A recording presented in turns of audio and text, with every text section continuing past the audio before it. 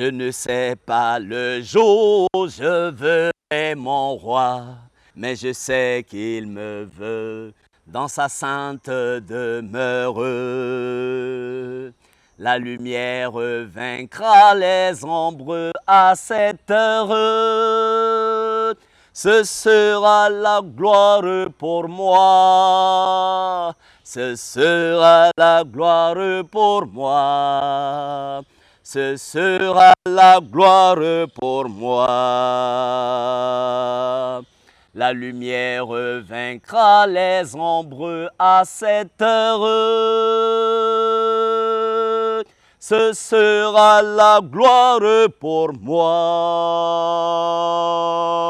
Fidèles téléspectateurs de la télévision méthodiste Espérance TV, soyez salués en cette journée bénie du Seigneur.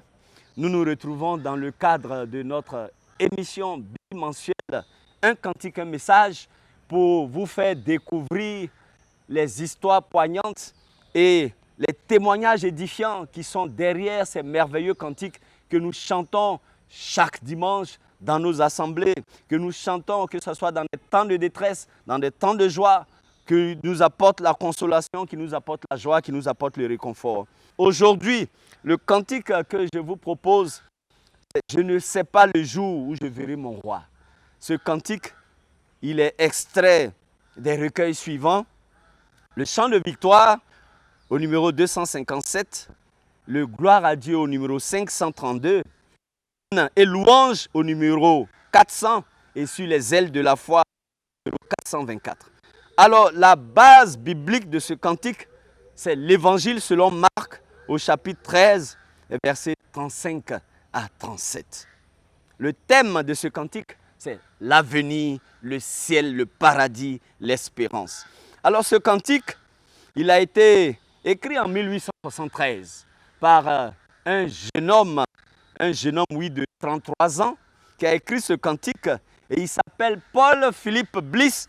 Donc, il a écrit ce cantique en 1873.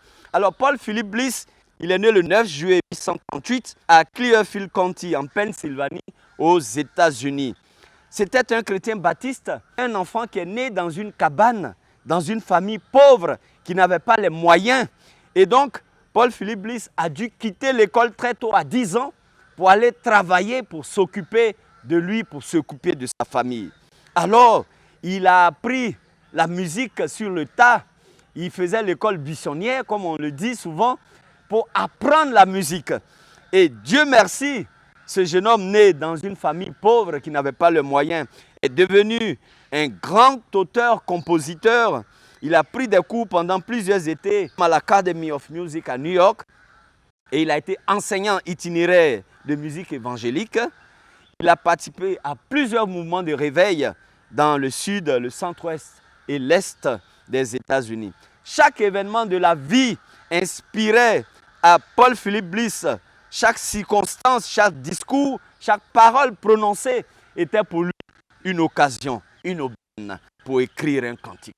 C'était un évangéliste, fidèle téléspectateur, un évangéliste, un prédicateur, un chantre, un maître de chorale, un directeur de chorale, un directeur musical et ensuite un moniteur d'école du dimanche. Voici, Paul Philip Bliss avait tous les ministères réunis en lui. Dieu lui a fait grâce et il nous a donné tellement d'hymnes, tellement de cantiques que nous chantons.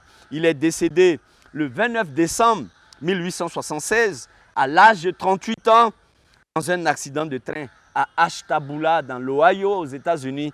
Lui et son épouse sont décédés dans un accident de train le même jour. Alors, ce cantique qui était originellement en anglais a été traduit en français par le pasteur Bouthelot. La musique est de son ami James McGranaham qui a écrit la musique dans la même année en 1860. Alors, McGranaham, lui, est né le 4 juillet 1840 à Adamsville, en Pennsylvanie, aux États-Unis. C'était un fils de paysan et la particularité de McGranaham, son père ne voulait pas qu'il apprenne la musique. Son père ne voulait pas qu'il soit musicien, mais plutôt qu'il soit choriste. Alors, quelle est la différence entre choriste et musicien? Et bien évidemment, il y a une différence. Mais il s'est entêté et il a obtenu l'accord de son père et donc il a pu apprendre la musique. Alors c'était un musicien, un compositeur, il est l'auteur de plus de 37 cantiques, il a écrit la musique de plus de 246 cantiques, dont 39 dans sa collaboration avec David Ira Sankey pour les campagnes d'évangélisation.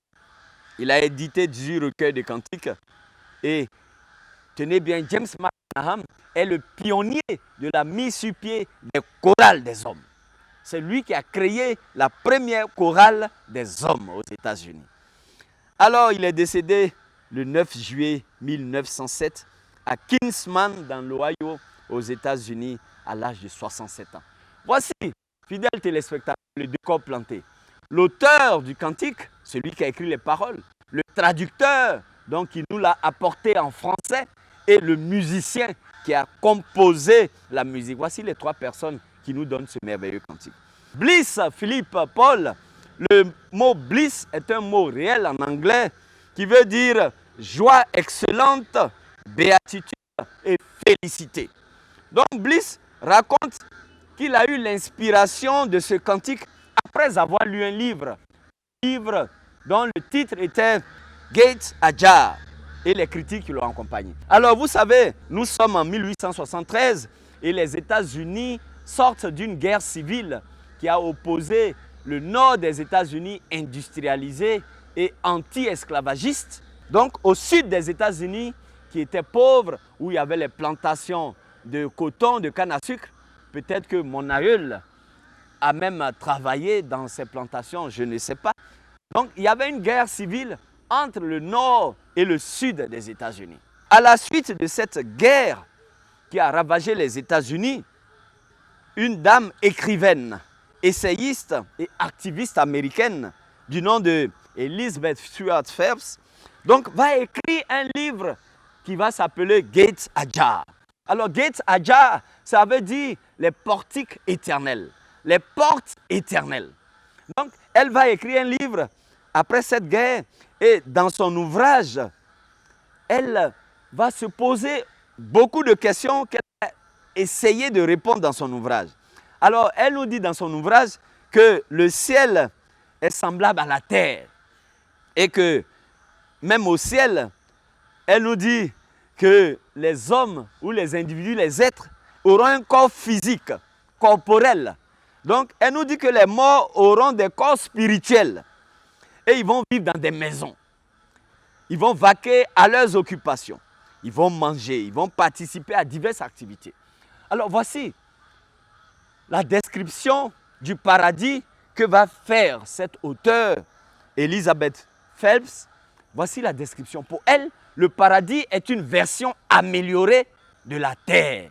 Donc, on peut vivre là-bas, on va conduire des voitures, on va manger, on va s'occuper de nos familles, on va aller à l'église, on va s'occuper de nos activités. Voici le tableau qu'elle peint du paradis. Et l'histoire du cantique, suivez-moi bien, fidèles téléspectateurs. La mère d'Elizabeth Phelps et son fiancé, sa mère chrétienne donc, et son fiancé païen, les deux vont mourir. Sa mère va mourir suite à une maladie. Et son fiancé va mourir au front justement dans cette guerre civile américaine. Alors dans son livre, elle se dit, mais quel est le sort qui sera réservé d'une part à sa mère qui est chrétienne et d'autre part à son fiancé qui est païen. Donc voici ce dialogue entre, n'est-ce pas, la chrétienne et le païen. C'est ce dialogue qu'elle va transcrire dans son livre Gates Ajar pour dire que le paradis existe, mais nous tous, nous allons aller au paradis. Et nous allons mener toutes nos activités que nous menons sur cette terre, nous allons les mener au paradis.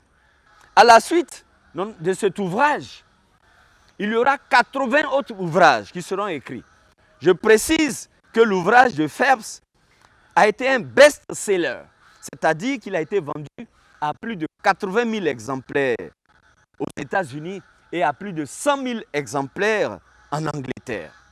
Cet ouvrage qui a été écrit en 1868. Vous savez, fidèles téléspectateurs, après chaque événement tragique, après chaque événement douloureux, après chaque guerre, n'est-ce pas, chaque peuple se tournent vers Dieu. Nous l'avons vécu ici en Côte d'Ivoire, nous l'avons vécu partout en Afrique, dans le monde. Après chaque événement tragique, tout le monde se tourne vers une source de réconfort. Tout le monde se tourne vers Dieu pour avoir la solution à son problème. Et donc, après cette guerre civile, beaucoup d'Américains vont chercher l'aide, la consolation et le réconfort dans la religion. Beaucoup d'Américains vont donc aller à l'église. Beaucoup d'Américains vont se rendre compte que, attention, nous pouvons aussi mourir. Nous, les États-Unis, une nation puissante, une nation dite chrétienne. Oui, une nation chrétienne parce qu'en 1800, les États-Unis, c'était des chrétiens qui ont fui l'Angleterre, qui ont fui l'Europe, minés par des guerres qui se sont installées donc aux États-Unis. Donc, ils se sont dit, après la guerre, oh, ça peut arriver aussi aux États-Unis. Nous, chrétiens aussi, nous pouvons mourir. Mais si nous mourons, qu'est-ce qui va nous arriver? Et les Américains vont chercher Dieu. Les Américains vont chercher Dieu. Et à la suite de son livre, 80 autres livres vont être écrits, n'est-ce pas, sur le thème de la vie après la mort, pour indiquer le chemin, pour dire que est-ce qu'il y a la vie après la mort ou c'est la mort après la mort. Donc autant d'interrogations et de préoccupations qui étaient celles de l'époque.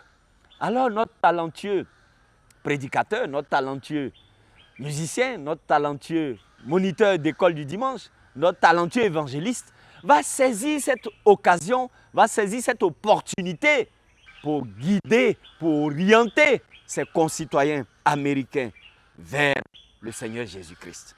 Alors Paul-Philippe Bliss va leur dire, chers compatriotes, vous allez beau lire des livres qui parlent du paradis. Vous avez lu celui d'Elizabeth Phelps, à la suite duquel vous avez lu 80 autres livres. Mais sachez que pour connaître l'histoire du paradis, ou bien pour savoir si le paradis existe, il n'y a pas un autre livre. Il n'y a pas des livres. Il y a un seul livre. C'est la parole de Dieu. Alléluia. Voici comment Paul-Philippe Bliss va guider les Américains qui cherchaient Dieu parce qu'ils sortaient d'une guerre. Ils ne savaient plus où aller. Ils ne savaient pas que faire. Ils se demandaient comment Dieu pouvait les abandonner. Cette terre des chrétiens, cette terre nourricière, ce nouveau monde, ce monde de liberté, cette terre de liberté. Comment Dieu pouvait permettre qu'il y ait la guerre. Et ils cherchaient des solutions dans des livres. Et Paul-Philippe Bliss va leur dire, la solution n'est pas dans des livres, mais la solution du paradis et de la vie après la mort, c'est dans la parole de Dieu. Alléluia. Voici comment Paul-Philippe Bliss va écrire son cantique. Donc, il va écrire son cantique à partir de cette histoire. Il va dire aux Américains que ce n'est pas la peine de chercher Dieu dans des livres. Ce n'est pas la peine de chercher des réponses à vos questions dans des livres. On ne peut pas savoir de ce qui concerne la vie après la mort, de ce qui concerne le paradis. Ce n'est pas dans des livres qu'on apprend cela. Le seul livre qui vaille d'être lu, c'est la parole de Dieu. Ainsi, Paul-Philippe Bliss va écrire ce cantique. Il va écrire ce cantique. Une nuit, il va s'asseoir et il va écrire ce cantique. Et en 1873, donc, Paul-Philippe Bliss écrit ce merveilleux cantique. Et le titre en anglais, c'est « I know not the hour when my Lord will come.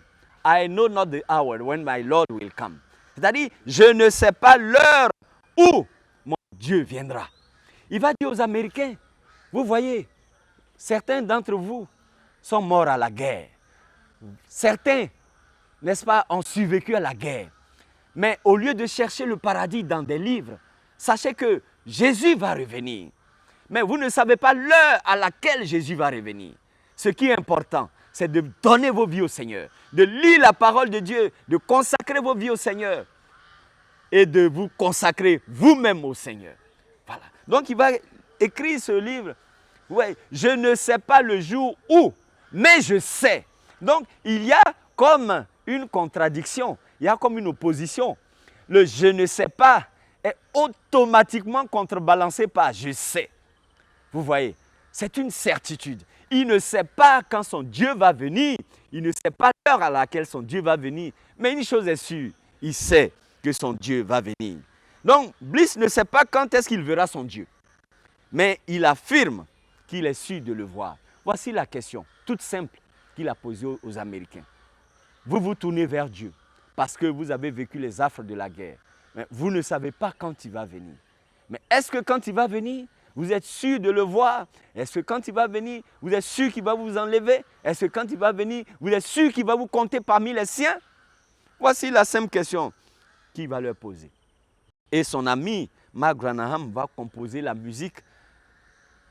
Un jour, au cours d'une nuit agitée, Mark Branham s'assoit sur son piano, il tapote les touches, il cherche une mélodie, il ne trouve pas. Il s'affaisse sur le piano, il dort, il se réveille et tout à coup, il est inspiré par l'Esprit de Dieu, éclairé par l'Esprit de Dieu et il compose instantanément la musique de ce cantique. Je ne sais pas le jour où je verrai mon roi, mais je sais qu'il me veut dans sa sainte demeure. Fidèles téléspectateurs, pendant 3 ans, Philippe et son épouse Lucie aiment chanter ce cantique. Suivez bien l'histoire. Lui qui avait dit qu'il ne sait pas quand est-ce qu'il verra son Dieu, il ne sait pas le jour où son Dieu viendrait, mais il sait qu'il le verra. Le jeudi 28 décembre 1876, il va chanter son cantique. Au cours d'une campagne d'évangélisation, il va chanter son cantique. Il va dire à l'auditoire, amis, frères et sœurs en Christ, je ne sais pas si j'aurai l'occasion de chanter encore ce cantique au milieu de vous. Mais laissez-moi le chanter pour la dernière fois. Je ne sais pas le jour où je verrai mon roi, mais je sais qu'il me veut dans sa sainte demeure. La lumière vaincra les ombres à cette heure. Ce sera la gloire pour moi. Ce sera la gloire pour moi. Donc Paul-Philippe Bliss va chanter son cantique. Si aujourd'hui, parmi vous, je ne sais pas si on se verra encore une prochaine fois. Et il leur a chanté ce cantique. C'était le jeudi 28 décembre 1876. Le vendredi 29 décembre, c'est-à-dire un jour après, Philippe et son épouse vont prendre le train pour rejoindre Dwight Moody à une campagne d'évangélisation à Chicago. Alors ils vont décider de partir 2 jours plus tôt que prévu. Ils montent dans un train, mais ce jour-là, ce vendredi 29 décembre, nous sommes en décembre, et vous savez qu'en décembre, en Europe, en Occident, il neige. Et Philippe et son épouse vont s'embarquer dans le train. Ce jour-là, il pleut fort. Alors, une pluie torrentielle suivie d'une traînée de neige va s'abattre sur le chemin. Et pendant que le train de Paul-Philippe Bliss et son épouse amorçait la traversée d'un pont, une coulée de neige va faucher, n'est-ce pas, le pont sous le train. Une coulée de neige va enlever tous les bois, va faucher, n'est-ce pas, ce pont-là sous le train. Et le train de Paul-Philippe Bliss va se retrouver à quelques 100 mètres, n'est-ce pas, dans les abîmes. Le train va prendre feu. Suivez bien, fidèles téléspectateurs. Le train prend feu et Paul-Philippe Bliss, miraculeusement, arrive à s'extirper des décombres en flammes. Donc, il sort du train et il est sauvé. Mais il voit qu'à ses côtés, son épouse Lucie n'est pas là. 90 personnes, ce jour-là, sont mortes dans cet accident de train. Et Paul-Philippe Bliss voit que son épouse n'est pas là. Et il dit, je vais retourner chercher mon épouse. Et tous les survivants lui disent, non, Philippe Bliss, les wagons en bois sont en flammes. Si tu y retournes, tu vas périr. Paul-Philippe Bliss va dire une phrase merveilleuse. La fidélité d'un serviteur de Dieu, la fidélité d'un époux, même dans les moments difficiles. Il va dire, si je ne peux pas sauver mon épouse, alors mieux vaut que je périsse avec elle. Alléluia. Et Paul-Philippe Bliss, contre la vie de tous les autres survivants, va descendre dans le train en flammes pour aller chercher son épouse. Il va aller et malheureusement, Paul-Philippe Bliss n'a pas pu sortir vivant des décombres en flammes et il va périr, lui et son épouse, dans cet accident. Tous les deux calcinés. L'histoire dit qu'on n'a même pas retrouvé un os de Paul-Philippe Bliss et de son épouse. Ils sont morts tous les deux calcinés. Alors, celui-là qui avait chanté, il y a de cela 3 jours, je ne sais pas le jour où je verrai mon roi, mais je sais que je le verrai. Ce jour est arrivé 3 jours plus tard. Et Paul-Philippe Bliss est entré dans la gloire de son Père qu'il avait chanté 2 jours auparavant. N'est-ce pas merveilleux? Voici, Dieu a rappelé ce brillant serviteur. Dieu a rappelé ce talentueux vocaliste. Dieu a rappelé ce monsieur dont les chants puissants ont conduit plusieurs païens, n'est-ce pas, au salut. Et l'histoire raconte que la semaine qui a suivi, n'est-ce pas, aux obsèques de Paul-Philippe Bliss, 12 000 personnes ont assisté aux funérailles, étant reconnaissantes au Seigneur du ministère de cette courte vie. Alors voici, frères et sœurs, ce cantique. Je ne sais pas le jour où je verrai mon roi, mais je sais que je le verrai ce jour-là. Ce sera la gloire pour moi. Voici la question que Paul-Philippe Bliss nous pose. Tu ne sais pas, mon frère, ma sœur, quand est-ce que ton Dieu va venir? La Bible dit personne ne sait quand est-ce que le Père, le Dieu, le Seigneur viendra. Dans l'évangile de Matthieu, au chapitre 25, le verset 1 à 10, où il est question des 10 vierges, dont 5 folles et 5 sages. Vous connaissez bien cette parole. Les sages ont prévu de l'huile au cas où l'époux ne viendrait pas.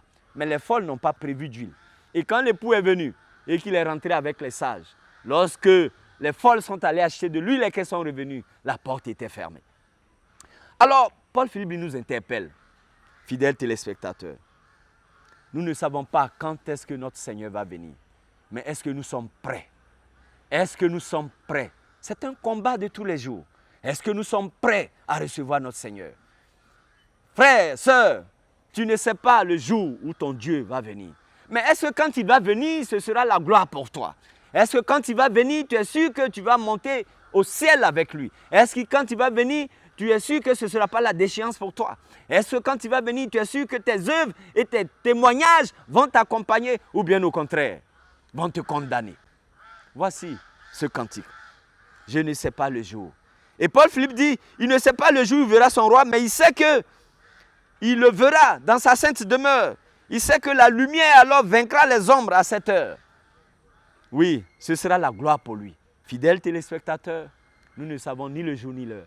Mais quand notre Seigneur va venir, c'est une certitude. C'est une certitude qu'il va venir, même si nous ne le savons pas.